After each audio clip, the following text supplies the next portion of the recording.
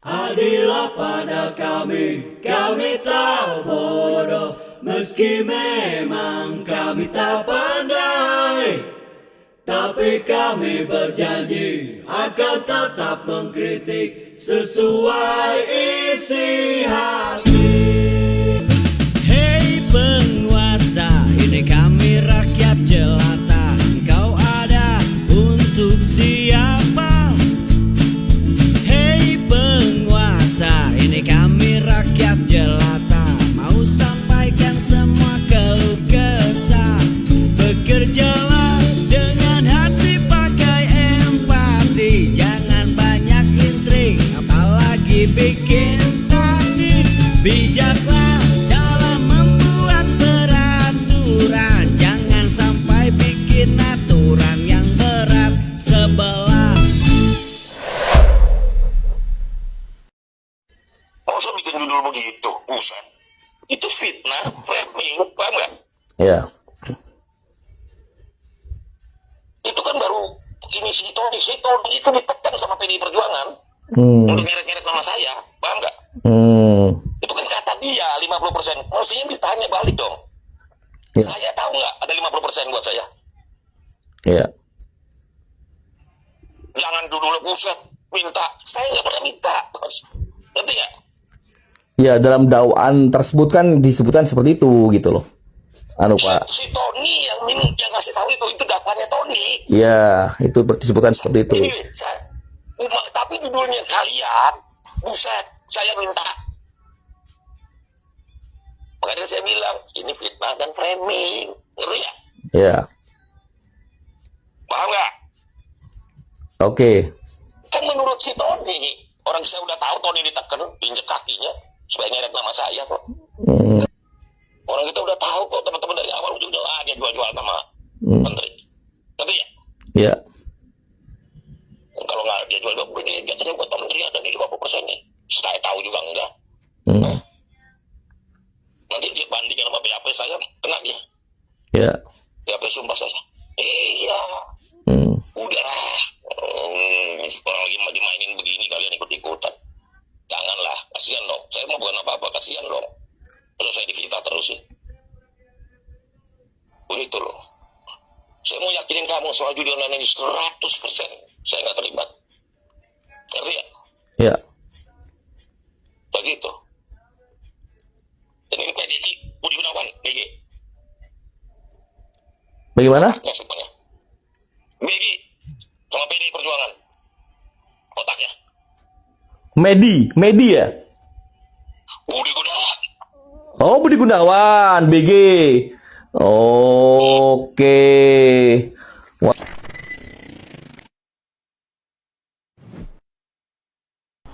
Ini ngeri-ngeri sedap ini ya bahasanya ya. Jadi kalau barusan diminta untuk segera melakukan permintaan maaf 1 kali 24 jam saat ini, maksudnya adalah mulai dari saat ini. Saat ini itu ya kemarin. Ini dananya dari mana, digaji atau tidak, kalau lahannya nggak ada atau bagaimana. Banyak yang bingung sebetulnya. Tapi Bapak dengan gagah berani sudah mengatakan bahwa di sini, bahwa ini sudah maju terus 45 ribuan, sebentar lagi 50 ribu. Apa nggak diukur bertahap saja, Pak? Ya, supaya tidak menjadi mubasir, tidak menyedot uang rakyat dan sia-sia uang rakyat yang dibuang-buang percuma begini. Ya. Nah, saya minta Bapak jangan panik mengejar 80 ribu ini. Jangan panik. Jangan kemudian karena kepanikan Bapak lari kemana-mana. Apalagi Bapak sekarang juga lagi nggak tenang pikirannya kan? Ya, diserang sana sini. Betul kan, Pak? Tenang ya, Pak ya? Ya. Tapi kalau tenang jangan fitnah sana sini, Pak. Jangan fitnah partai kami, Pak. Ini nggak bagus, Pak. Gitu. Saya lihat karena Bapak fitnah sana sini, itu membuktikan. Pak Bro, kita fokus saja. Iya enggak, ini nyambung. Ini itu membuktikan mental Bapak lagi panik. Gitu. Ini permintaan, ya. Jadi artinya apa? Tenang, Pak. Kalau 80 ribu tidak siap, Bapak ngomong ke Pak Presiden. Kami tidak siap, Pak Presiden. Nggak mungkin siap ini 80.000. Kalau hanya kosmetik saja 80.000 ini, yang nggak ada gunanya. Nggak ada gunanya Pak Menteri. Ya kan? Nah ini saya minta efektivitasnya bagaimana? Luar biasa ya. Jadi menariknya, 3 kader PDIP yang dibicara di paripurna kemarin itu tentu tidak bisa tiba-tiba mengatakan persoalan judul karena bukan wilayahnya, bukan komisinya. Jadi artinya tentu ini sudah disetting oleh fraksi PDIP ya untuk segera menyampaikan ini karena ini disiarkan secara langsung. Akhirnya mereka menyampaikan semua di tengah-tengah. Tidak ada yang lama-lama, paling sekitar 1 menitan semua ya. Tapi walaupun 1 menit ini menggelegar. Bagaimana regulasi yang akan mengatur soal itu? Termasuk soal yang disampaikan kawan kami tadi, kami tidak sebut apa itu apa. Tapi kalau ternyata yang disampaikan yang sedang viral selama itu tidak benar Pak Menteri, kami minta Pak Menteri untuk klarifikasi. Mohon maaf Pak Menteri, kami ini partai kami bisa jadi partai bersahabat untuk Bapak.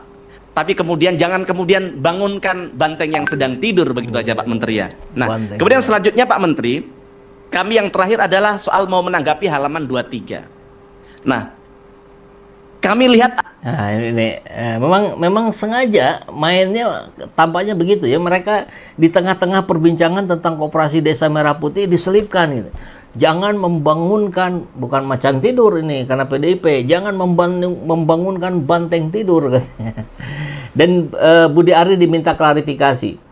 Kita lihat bahasa tubuhnya mengangguk-angguk. Mungkin dia akan melakukan klarifikasi ya. Mungkin siang ini. Ini satu pernyataan dari kader PDIP. Kemudian Guntur Romli pun dalam berbagai media mainstream kita mendapati berita bahwa beliau akan segera melaporkan Budi Ari ke polisi. Jadi bukan hanya diminta untuk klarifikasi, bukan hanya diminta untuk minta maaf, tapi juga akan dilaporkan. Jadi ini tentu tidak akan selesai dalam 1-2 hari. Meskipun pernyataan permohonan maaf Budi Ari disampaikan, saya kira Guntur Romli sudah mengatakan akan terus melanjutkan mengusung laporannya ke polisi. Makin panas saja ini ya situasi politik kita hari ini. Coba kita lihat yang berikutnya. Nah ini yang ibu ini nih, yang tak kalah hebat nih. Itu berkaitan dengan koperasi, dan yang terakhir saya hanya menyampaikan kepada Pak Menteri yang tadi sudah kita bicarakan. Saya minta Pak Menteri untuk bisa mencabut pernyataan Pak Menteri dan sekaligus membuat permohonan maaf dan itu disampaikan di media nasional, juga disampaikan di medsos bahwa apa yang disampaikan Pak Menteri itu tidak benar adanya karena itu bukan sebuah lembaga. Semuanya itu adalah personal. Dan saya minta itu bisa dilakukan 1 kali 24 jam saat ini. Terima kasih pimpinan. Wassalamualaikum warahmatullahi wabarakatuh. Terima kasih Bu. Luar biasa Selanjutnya Ini menjelaskan kepada publik bahwa PDIP tidak tinggal diam dengan bocoran rekaman Budi Ari ketika mengatakan bahwa yang berada otak yang memframing bahwa Budi Ari menerima 50% jatah pengamanan situs judul adalah BG dan PDIP. Jadi nanti bisa ditayangkan ulang ya rekamannya. Karena yang pasti hari ini Budi Ari sedang tidak tenang-tenang saja, sedang pucat pasi. Mudah-mudahan ini menjadi bagian dari proses penyelesaian ya. Karena bagaimanapun kalau ini tidak selesai sampai ke akar-akarnya, tidak kena orang-orang yang hebatnya, dalang di belakangnya, ya ini akan terulang terus. Kasus judul kita tahu sampai hari ini situs-situs judul masih terus bertebaran. Bahkan masuk ke komen dari video-video yang kita tayangkan. Jadi Menkom DG ini Mutia Hafid harus segera mencari cara baru ini ya. Sudah diblokir sekian ribu, sudah diblokir sekian ribu. Kan jadi percuma kalau sudah diblokir 10.000, hari ini muncul 10.000 situs judul baru. Kan itu persoalannya. Jangan kemudian hanya sekedar menyampaikan, kami sudah berantas, kami sudah ini. Lah, ini yang baru masih ada. Langkah pencegahannya yang harus dilakukan. Karena anak-anak kita yang menjadi korban. Bukan hanya anggota dewan yang melakukan judi online. Ya. Kalau mereka barangkali duitnya sudah kaya raya. Tapi bagaimana dengan tukang beca, orang-orang pinggiran, sampai anak-anak di kamarnya. Karena iklannya muncul begitu masif gitu. Jadi ini harus betul-betul menjadi perhatian publik ya. Orangnya harus kena gitu. Saya tidak menyimpulkan Budi Ari betul-betul menerima 50%, tapi orang dalangnya ini yang betul-betul harus kena. Karena seperti kata Tade Cavalera ya. Gimana mau kerja ngurusin kepentingan negara? Rakyat, kalau pribadinya aja ada masalah, mundur aja lah. Buat apa digaji tapi nggak kerja? Atau digaji tapi kerjanya nggak becus? Atau malah maling uang rakyat? Nah ini persoalan kita hari ini ya. Segera tangkap Budi Ari, giliran Tom Lembong ditangkap duluan, kata Nasudin. Jadi rasa keadilan rakyat akan terus di terngiang-ngiang ya. Itu menjadi perjuangan para pejuang keadilan di Indonesia. Budi Ari kudu merasakan perutnya lapar dan dinginnya malam, kata Pak Mahfud. Bukan Mahfud MD ya, Mahfud Iskandar. Baik. Ya, makin seru, mudah-mudahan ini menjadi awal dari pemberantasan judol sampai ke akar-akarnya.